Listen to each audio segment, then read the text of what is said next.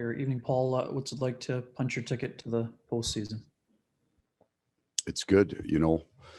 You get wrapped up in the moment sometimes, and when you have the stretch that we've just had, you lose sight of anything. You lose sight of your starting point, and we had a lot of things that we had to get right to get into the playoffs, and got off to a real good start and maintained that. And of course, it's well documented what we just went through. But now you can take a step back and look at the bigger picture of the start to where we are now, and get to make the playoffs in a really difficult season for all teams. So we'll get to enjoy that for a day. We'll go next to Jeff Hamilton from the Winnipeg Free Press. Go ahead, Jeff. Hey, Paul, you talked about building to kind of maybe this effort, this result at the very least over the last few games. And just given in the way in which you won tonight, some guys calling it a near perfect game. Special teams was on, Connor was on, the neutral zone, the transition was going for you. Do you feel like you earned this result tonight as far as the bounces and ultimately getting out of that skid? Yeah, I think so. I would say perfect in that every piece had an impact. We gave, Connor was very good when you're in the penalty box that much.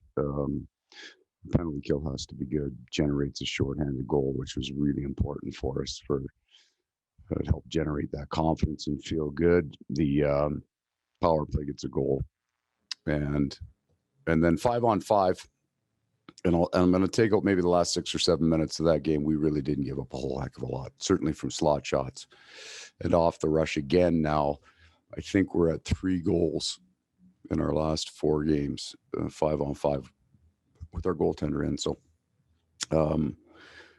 all of the pieces, and we've been struggling, right? Even in the last 3, we'd have one piece, which was maybe, I think, the most important. The 5-on-5 play had started to develop defensively well. So yeah, I mean, it was a work in progress to get to it. And we've got to kind of prove it out here over the last 5 or 6 games. If we can continue to play the way we're playing right now, there will be parts of our game that'll be better than they were at any point in the season. And that's what we're hopeful is the right way to come out of what we've just been through. We'll go next to Josh Clipperton from the Canadian Press. Go ahead, Josh.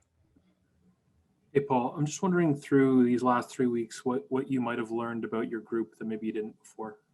I think they care about each other, so you have to understand that, like, you're in the room as the coach and you try to get around and gauge temperature all the time, but you don't really know the dynamic in the room until you see it under duress. So I thought coming out of the game in Montreal, we liked our game in against Edmonton, the last one, and in Montreal a bit. You can tell they care about each other because they got more connected, not less. There's not 3 group meetings off to the side. They're all hanging together, practicing together. You can tell by the way they talk to each other. You walk into a meeting before it starts and you listen on the way in, and they're excited. They're chirping. I think they're a connected group. We'll go next to Scott Billick from the Winnipeg Sun. Go ahead, Scott. It's very good. Paul, Blake talked a little bit after about, it's tough during a losing streak to keep, driving home that same kind of defensive first message. Do you feel like your team over the last couple games is there now? Like, do they understand that this is kind of the path to success for you guys? Yeah, I'm hoping for sure. The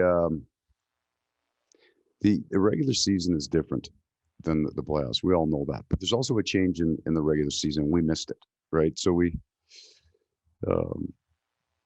but we learned from it. I mean, the game that we've played, we have a chance to win with. You can beat any team, not easily.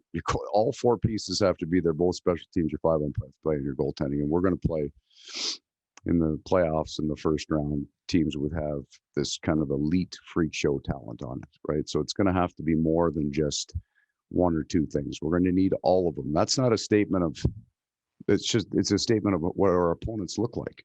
So for us to go in and trade with either of those teams, you have no chance. And we didn't trade in the last 3 or 4 games. We didn't get a whole lot of breaks, didn't get a whole lot of bounces, and certainly short of confidence. So we need these last handful of games to kind of build on that, so that we can get into the playoffs here and get the round started and know that we're going to play 2 of the elite offense, one of the to elite offensive teams in the league. We're going to have it right. Just a few more for Coach. Go next to Murat Atesh from The Athletic. Go ahead, Murat. Thanks, Gregor. Hi, Paul. You made some pretty significant changes heading into the tonight. Top pair, Ville Heinola comes in, Harkins, Hellebuck come back in. What portion of the win do you attribute to that? And is the win reinforcement for the decisions you made? No, I don't. I think I don't know how to answer that. I don't think it has as big an impact as you think. I liked Ville's game. I didn't see the game from the other team that I thought I was going to see. Like, I thought this would be a really heavy hitting. He took a big hit in the second period. I think Robinson caught him. I thought this was going to be a very physical game in the corners, and it wasn't. But I really like Ville's game in terms of the 2 or 3 outlet passes. A puck-moving defenseman doesn't need to move it 50 times in a game to be a puck-moving defenseman. It's about one a period that'll take you from being a bottom third team to a top third team in terms of your exits and your breakouts. So he did that.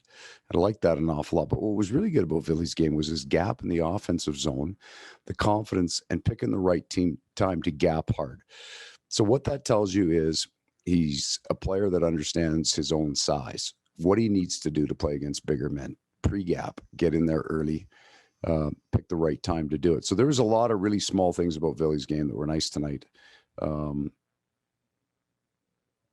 So he certainly earned another look. I mean, I think he played well enough to get back in for sure. And final question to Paul Friesen from the Winnipeg Sun. Go ahead, Paul. Yeah, thanks, Gregor. Paul, you've still got some guys that haven't loosened their hands, as one of the things you said this morning that you were hoping to do here. I'm thinking maybe Kyle Connor or Pierre-Luc. So how much can one win really do for you? Well, let them know that we don't need to have loose hands all the time on those guys for us to win. Like, that it's not on their offensive shoulders every single night to win. So if they just run their routes and do their job and battle and compete, I like Kyle's game, and Pierre-Luc was very strong in the puck. That you don't have to make something special happen every night. And guys that score when you're losing, they want to score more. They squeeze it harder. I think understanding that we can get through a game, score 4, win the game, and you don't have to be the deciding factor every night. Just relax, play your game, and it'll come for you.